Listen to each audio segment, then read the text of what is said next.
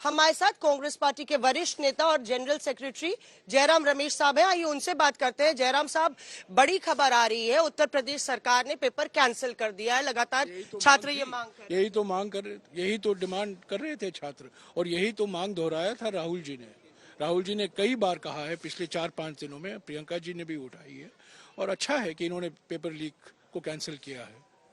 तमाम ऐसे छात्र थे जो गरीब तबके के हैं। कई एग्जाम है, सारे एग्जाम लीक होते हैं यहाँ, और इस एक एग्जाम है बस।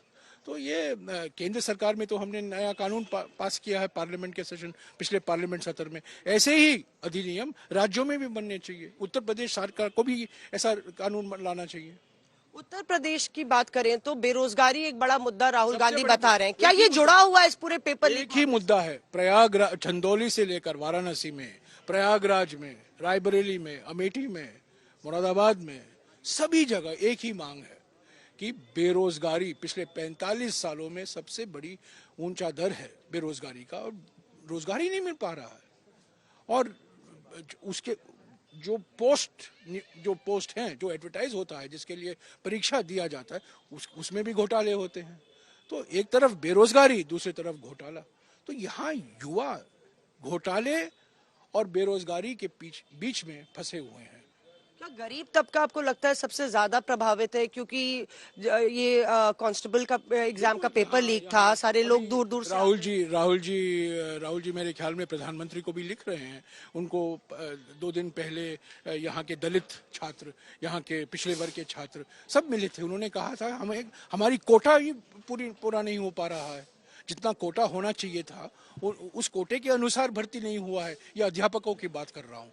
और जो national commission on backward classes है, उन्होंने भी कहा है कि उत्तर प्रदेश में जो दलित का कोटा होता है, जो ओबीसी का कोटा होता है, उसके मुताबिक रिक्रूटमेंट नहीं हुआ है जो स्कूल के अध्यापक के लिए। और उसको लेकर मेरे ख्याल में राहुल जी प्रधानमंत्री को भी खत लिख रहे हैं। आप कह रहे हैं कि राहुल गांधी प्रधानमंत्री को भी इस पूरे पेपर लीक के मामले में पेपर लीक के संदर्भ में, और जो मुद्दा उठाया गया था कि जो प्राइमरी स्कूल जो अध्यापक हैं, करीब 65,000 अध्यापक रिक्रूटमेंट हुआ था, उसमें जो कोटा है दलित अध्यापकों का, दलित वर्ग के अध्यापकों का, और जो ओबीसी वर्ग है उन अध्यापकों का, वो कोटा पूरा नहीं हो पाया है।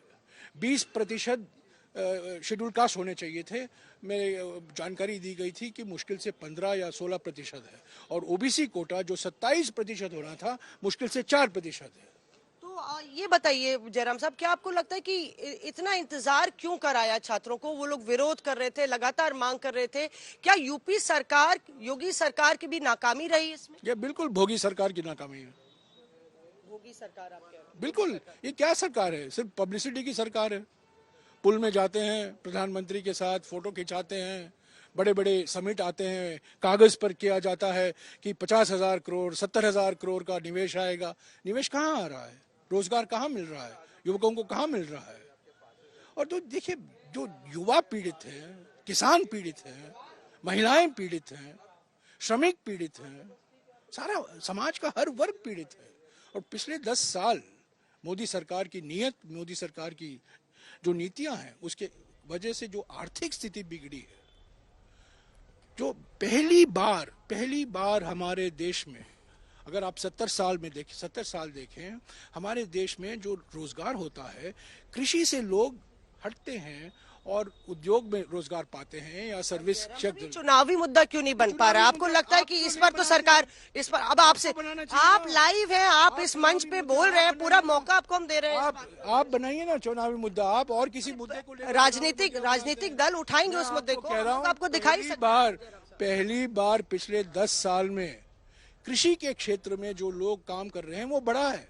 आर्थिक विकास का मतलब है कि कृषि से लोग रोजगार, कृषि से हटते हैं और उद्योग या सेवा के क्षेत्र में रोजगार पाते हैं। ये हो रहा था।